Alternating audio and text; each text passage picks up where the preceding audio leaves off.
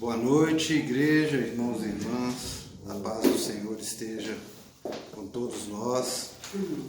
Que o Espírito Santo de Deus esteja aqui também conosco para mais um estudo do Evangelho do nosso Senhor Jesus Cristo. Mais um estudo em que clamamos e pedimos ao Espírito Santo discernimento, entendimento, para que a palavra do Senhor frutifique em nossos corações, produza frutos para o reino. Amém? Hoje eu vou estar convidando os irmãos para abrirmos o Evangelho de Mateus, capítulo 19. Nós vamos estar lendo do versículo 16 ao 22, o jovem rico. Mateus 19, 16.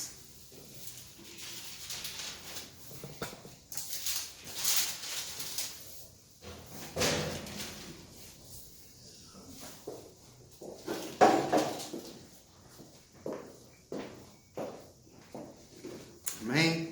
Eu vou fazer a leitura do texto. O jovem rico.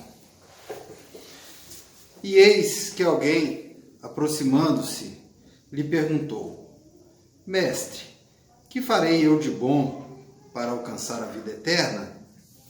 Respondeu-lhe Jesus: Por que me perguntas acerca do que é bom? Bom só existe um. Se queres, porém, entrar na vida, guarde os mandamentos.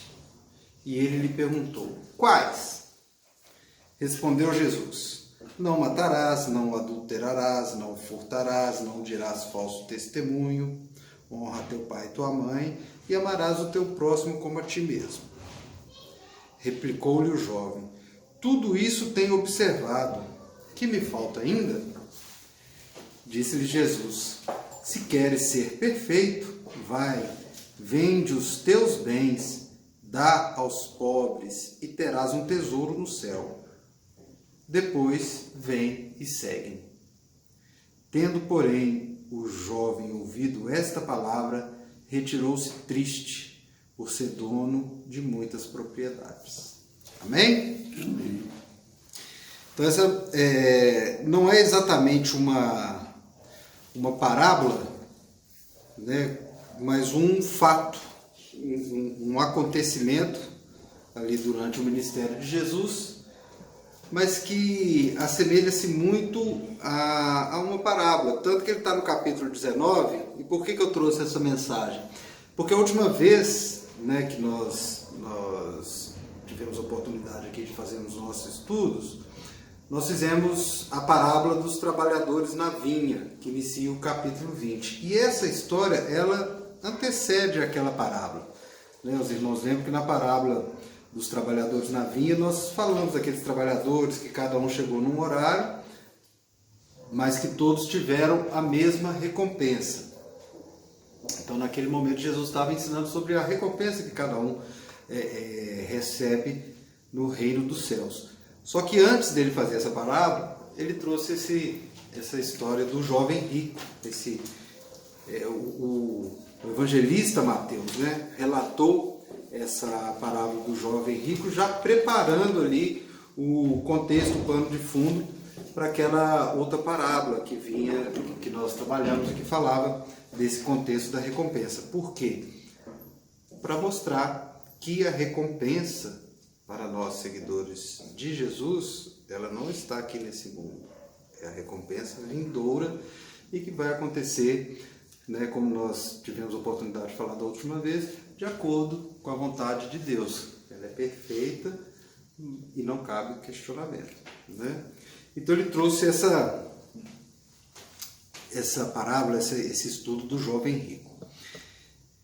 E qual que é o contexto? Primeiro, né, a gente vê que Jesus já estava ali, chegando a Jerusalém, já no final do ministério dele, né, o início do capítulo 19 fala assim: Aconteceu que, concluindo Jesus estas palavras, ou seja, as palavras que ele trouxe antes, entre elas várias parábolas, Jesus deixou a Galileia e foi para o território da Judéia, além do Jordão, ou seja, já encaminhando para Jerusalém, seria a última ida dele a Jerusalém e depois, né, viria todo ali o martírio, né, a paixão de Cristo. Então ele estava ali e o próprio capítulo 19 fala, ó, seguiram muitas multidões. E ali ele continuou, né, praticando as curas, né, fazendo o que ele trazia no seu ministério de cura, de ensinamentos. Tem a parte que um pouquinho antes aí, ali no versículo 13, ele abençoa as crianças, ou seja, ele estava em pleno trabalho do ministério. E aí aconteceu esse fato desse jovem. E a gente só sabe que o jovem é rico no final, né, do relato, quando Jesus dá o ultimato nele, e lá no versículo 22 fala que ele era dono de muitas propriedades. Mas Jesus já sabia de tudo, Jesus já conhecia o coração desse jovem. Jesus já conversou com ele sabendo de tudo que estava ali se passando em seu coração. Então, o jovem rico, quando a gente fala, né, de um jovem rico, a gente entende, o ensino não fala quem que era esse jovem, mas, né, do texto que nós lemos aqui, a gente pode deduzir, imaginar que esse jovem rico provavelmente seria algum jovem pertencente ali à classe dos fariseus, dos saduceus ou dos escribas, né? Ou seja, daquela elite religiosa de Jerusalém. Jesus, né, como eu falei, já estava chegando em Jerusalém, então ele já estava chegando ali na parte rica, né, do território da Judéia. E esse jovem provavelmente já estava ali no meio da multidão, já devia ter ouvido falar muito de Jesus, e foi atrás dele ali buscando de alguma forma participar daquele ministério de Jesus. Então ele devia ter uma posição, um status elevado, né, algum cargo importante, porque sendo jovem e sendo rico, é o que se deduz, de que ele já pertencia a alguma classe de elite ali, provavelmente os pais ricos, né, um jovem de família rica. E esse jovem se aproximou de Jesus, né, perguntando, querendo alcançar a vida eterna. Muito bem. E o que a gente entende dessa história desse jovem ali com Jesus? Primeira coisa, como eu disse, ele deveria pertencer a uma dessas classes da elite, e a elite, né, dos judeus naquela época, quase que na sua totalidade, era a elite religiosa, né, porque existia essa mistura ali do poder religioso, apesar deles estarem ligados a Roma, mas, né, a Roma permitia que eles tivessem a sua própria gestão ali, tanto que Herodes, né, o pessoal que governava, né, eles eram judeus, mas eles deviam obediência a Roma, mas eles seguiam essa teocracia. Então, os saduceus, os fariseus, a elite religiosa, eles tinham poder realmente como se fosse um Estado, tanto que eles arrecadavam tributos, né? Você tinha o tributo de Roma, mas você tinha o tributo do templo, né? A parte financeira. Então esse jovem encontra ali com Jesus, buscando a vida eterna. E Jesus, né, já sabendo, né, tudo que se passava no coração daqueles jovens, Jesus já tinha o esquadrinhado antes mesmo dele fazer esse questionamento. E Jesus respondeu para ele: olha, se você quer alcançar a vida eterna, guarda os mandamentos. Ou seja, guarda a lei de Moisés. E Jesus, né, ele perguntou, mas quais? Não matarás, não adulterarás, ou seja, a lei mosaica. Jesus estava falando com ele, olha, né, Jesus já sabendo que ele era um jovem daquela elite religiosa, falou, não, continua guardando os mandamentos, né? Guarda esses mandamentos. E o jovem replicou que isso ele já fazia. Então essa parte que nos dá a certeza dele pertencer a essa elite sacerdotal, essa elite farisaica ali, ou seja, ele já guardava a lei. Ele já tinha isso no seu coração, né? Provavelmente ele já observava esses mandamentos desde tenra idade, porque se ele era jovem e ele estava já afirmando que guardava esses mandamentos, isso significa que ele já tinha esses padrões, né, morais, judaicos, ali guardados. Ele já era um fiel cumpridor da lei judaica. E ele, como, né, os fariseus, o pessoal dessa elite religiosa, provavelmente ele já se justificava, se achava justificado através do cumprimento dessa lei. E Jesus, entendendo isso, falou dessa forma porque já sabia qual seria a resposta, né? Falou assim, não, você cumpre os mandamentos, né? Ou seja, siga a lei de Moisés. E aí, ele já deu essa resposta, que ele já fazia isso. Tudo isso eu já tenho observado. O que me falta ainda? Ou seja, eu já sou judeu, né? Eu sou do povo escolhido, eu sou da elite sacerdotal, eu cumpro a lei de Moisés, eu tenho muitas propriedades, eu tenho muitas riquezas aqui nesse mundo. Então o que me falta ainda para herdar o reino dos céus?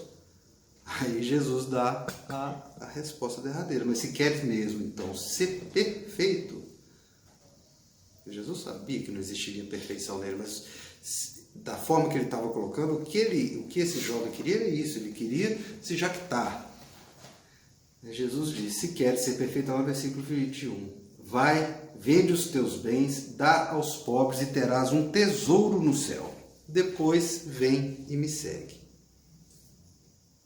E aí no versículo 22, porém o jovem, ouvindo essa palavra, retirou-se triste por ser dono de muitas propriedades. Então aqui a gente vê o quê? Ainda concluindo sobre este jovem. Nós notamos que durante o ministério de Jesus, ele tinha embates com a classe religiosa. Mas aquelas pessoas do povo que iam até Jesus, eles saíam curados, saíam alegres, saíam felizes, eles eram restaurados. O próprio Zaqueu, né, a história do Zaqueu, que também era um homem rico, ele foi acolhido por Jesus. E a gente vê que todo o ministério de Jesus existia essa acolhida.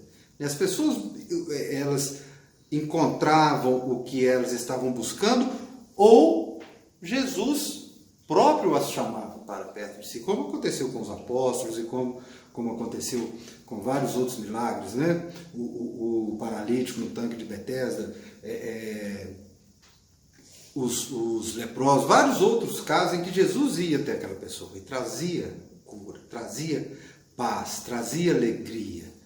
Agora, esse caso desse jovem, acho que ele é o único caso aqui no Novo Testamento de uma pessoa que procura Jesus, não para um embate, como os fariseus faziam, procura Jesus e volta triste. Olha que interessante. Retirou-se triste. Por quê? Por que esse jovem rico não seguiu Jesus? De todas as pessoas que encontraram Jesus, como eu falei, talvez esse foi o que saiu pior do que chegou.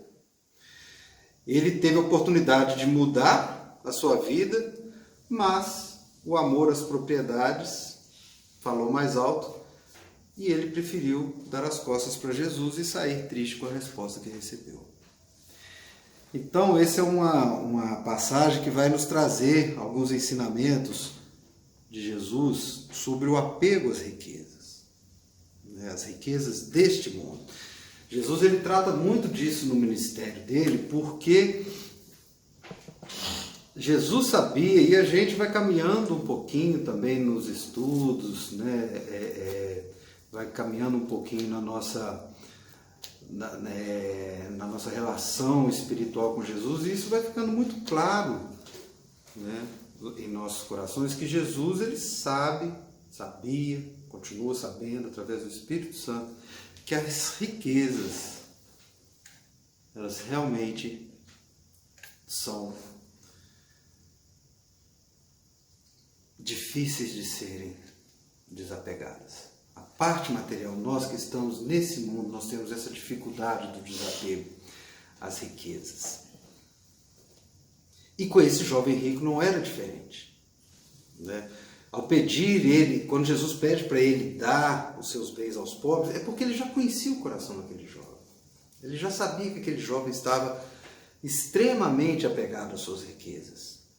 Tanto que ele se entristeceu e ele não quis nem continuar, né, buscando o ensinamento de Jesus, buscando uma forma de superar aquilo, ver uma alternativa. Não, tanto que ele foi embora, triste. Ele não conseguiu a resposta que ele queria de Jesus e preferiu ir embora, sem entender que a vida eterna não tem preço e não depende do que o homem faz nessa vida para ele conseguir o reino.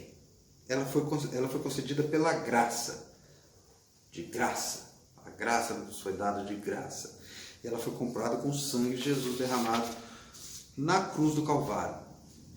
Então, esse jovem, ele jamais conseguiria entender isso, porque o seu coração não tinha esse entendimento. Ele era um jovem que ele achava que, cumprindo a lei, cumprindo as coisas deste mundo, ele já teria, né, a salvação, como os judeus, como os fariseus ensinavam naquela época. E Jesus estava querendo mostrar justamente o contrário. Que as riquezas daqui da terra, no céu, elas não têm nenhum valor. E são vários os ensinamentos que Jesus traz a respeito disso. Nós já tivemos a oportunidade de falar aqui sobre a parábola da pérola, do tesouro escondido. Jesus ele traz vários ensinamentos a respeito disso. E, inclusive, a única potestade espiritual que Jesus cita em todo o seu ministério é aquela passagem que ele cita Mamon, que é uma entidade, né, cananeia, uma entidade daquela época que representava as riquezas, e Jesus já entendia aquilo ali como uma entidade espiritual do mal. Muito bem, mas aí vem sempre aquela pergunta, mas então o cristão, o crente, ele não pode ser rico? Não, Jesus não está falando isso de maneira nenhuma. Não é isso que Jesus está ensinando. As riquezas desse mundo, elas podem acontecer com um cristão ou com um não cristão de várias maneiras, né? Inclusive, não é isso que Jesus está ensinando. O que Jesus está falando aqui é o amor às riquezas, o apego às riquezas, ou seja, é as riquezas estarem à frente do reino espiritual, é as riquezas estarem à frente do Evangelho, é as riquezas estarem à frente de Jesus. É isto que esse ensinamento está trazendo. Só que, infelizmente, né, a gente vê muitos ensinos que deturpam a mensagem de Jesus e querem trazer essa teologia da prosperidade, onde que eles querem ensinar de que, usando aquela frase, né, aquela passagem de que Deus traz vida e abundância, como se essa abundância fosse uma abundância material, uma abundância de riqueza, uma abundância das coisas desse mundo, mas não é. Não é isso que Jesus ensina. Essa abundância é a abundância espiritual.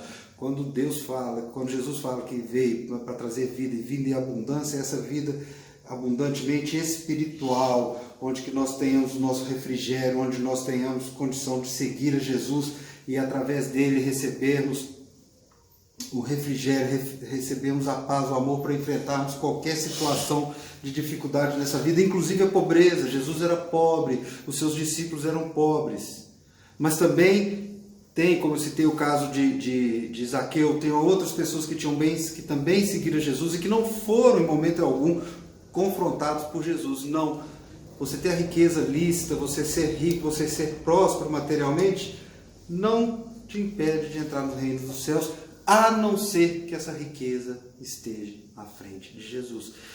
E, infelizmente, é isso que acontece muitas vezes, na maioria dos casos, inclusive quando a gente vê, trazendo para os nossos dias de hoje, onde os líderes espirituais, os líderes da igreja, estão mais preocupados com o poder econômico, com o poder das riquezas, do que com o poder espiritual. Jesus sabia de tudo isso. Jesus sabia. Ele sabia que o nosso coração, como desse jovem rico, ele tem uma tendência a essa preocupação material. E Jesus está ensinando que nós devemos primeiro nos preocupar com o reino dos céus. Como outra passagem fala, e as demais coisas não serão acrescentadas. E elas não serão acrescentadas. Talvez não da maneira como a gente espera, mas da maneira que Deus sabe que é perfeito e agradável para nós que o seguimos.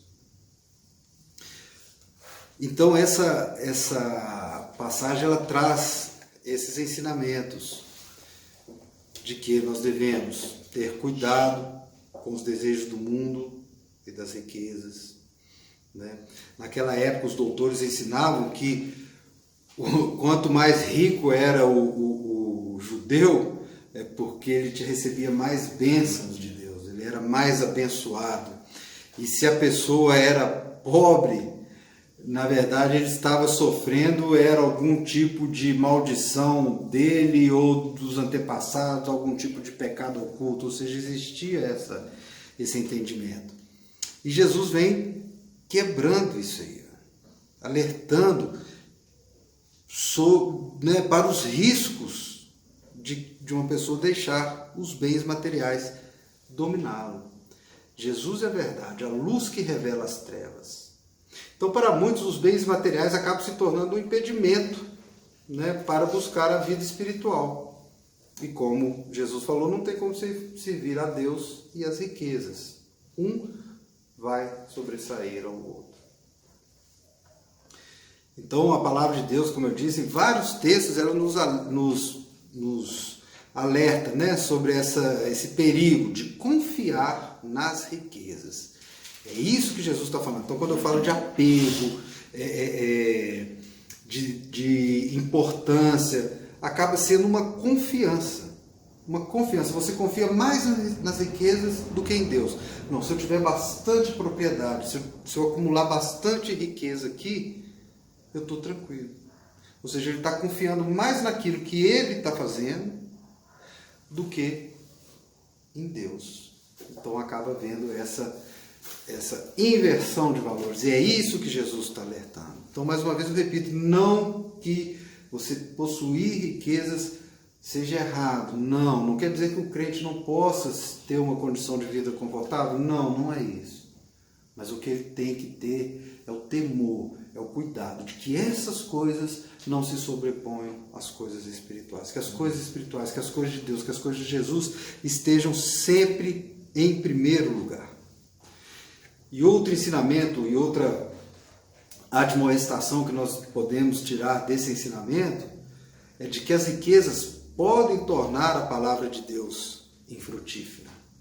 É aquilo que está lá na parábola do semeador, lá em Mateus 13. Se a gente voltar lá, Mateus 13, 22, eu vou ler aqui para os irmãos, quando ele fala,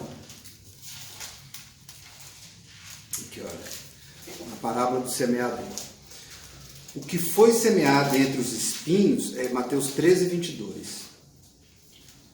O que foi semeado entre os espinhos é aquele, né, é o que ouve a palavra, porém os cuidados do mundo e a fascinação das riquezas sufocam a palavra e ela fica infrutífera. Amém? Então, Jesus ele está ensinando isso, mais uma forma de que se a pessoa deixar a riqueza falar mais alto e o controlar e o seduzir, ela vai sufocar a palavra. A palavra não vai germinar como está aqui na parábola do semeador. É como se ela tivesse caído entre os espinhos, ela não vai ter espaço para germinar, ela não vai ter condição de germinar. E ela vai se tornar infrutífera. E vai acabar aquela pessoa abandonando a palavra para continuar se apegando às riquezas, aos bens materiais. Ou seja, mais uma vez Jesus está fazendo Jesus não, né? Mas nós, através do estudo do Evangelho, estamos fazendo uma conexão entre duas palavras distintas de Jesus, mas com a mesma finalidade, que é nos exortar, nos alertar sobre as coisas desse mundo.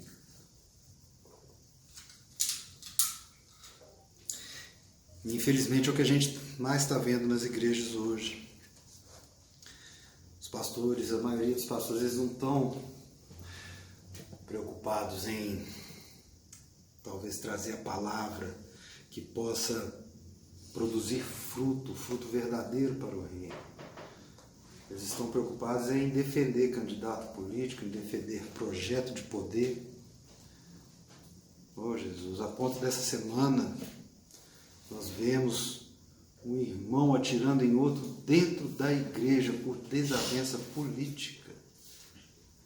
Mas quando a gente fala de desavença política, meus irmãos, é a mesma coisa do que riqueza, porque a política é poder, política é poder de riqueza. Ali o que se está discutindo ali é mais recursos, é mais condições financeiras para as igrejas. Totalmente contrário à palavra do Evangelho, totalmente, de forma frontal ao que Jesus nos ensina. Trouxe essa palavra hoje, que não seria nem uma parábola em si, mas muito em função disso que nós vimos acontecendo aí durante essa semana.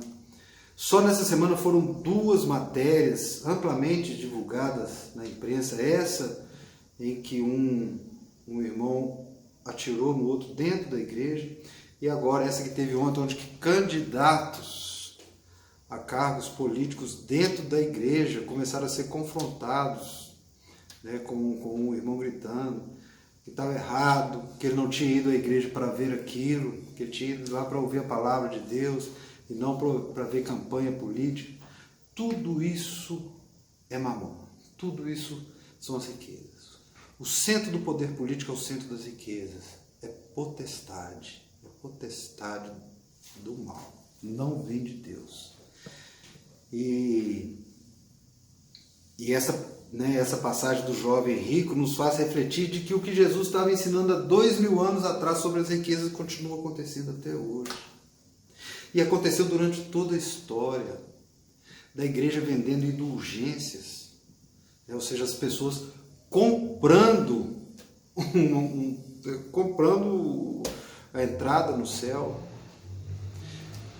E a questão dos dízimos, muitos pastores pregando que quanto mais você dá, mais bênção você vai receber, como se Jesus precisasse de dinheiro, como se Deus fosse o Deus economista, ali onde quanto mais dinheiro for levado para o altar, mais bênçãos a pessoa vai receber.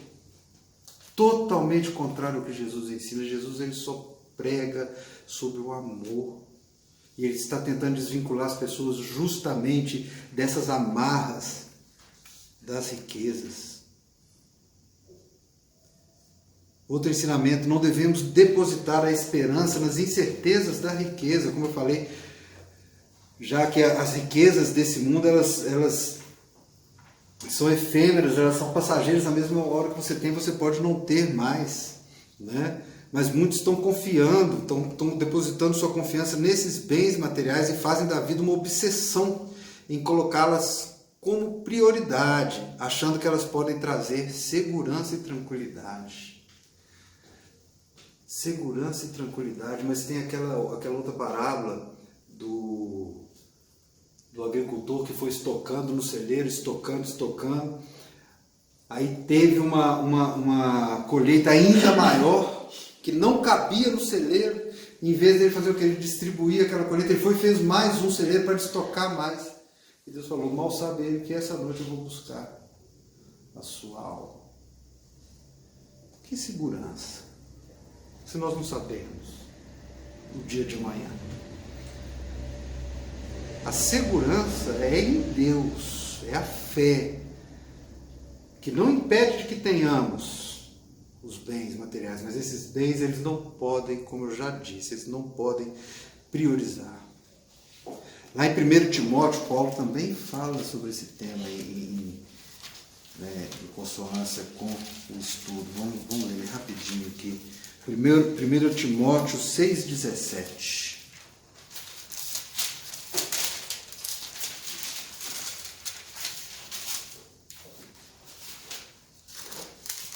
1 Timóteo 6,17.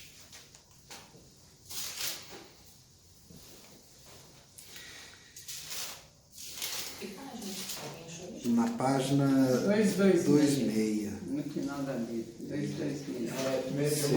6,17. Olha o que Paulo fala aqui.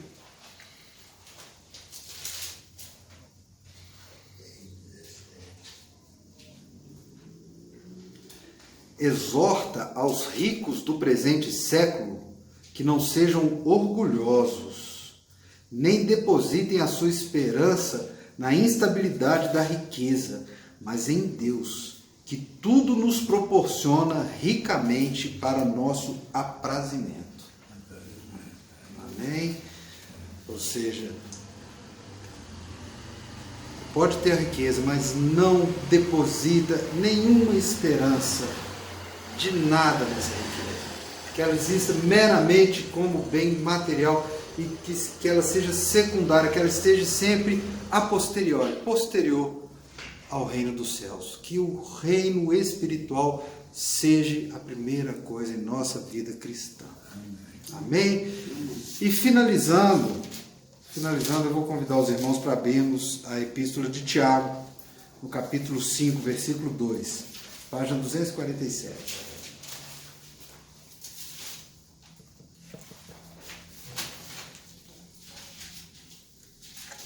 Tiago 5, capítulo 5, versículo 2. Vou finalizar a nossa exposição de hoje.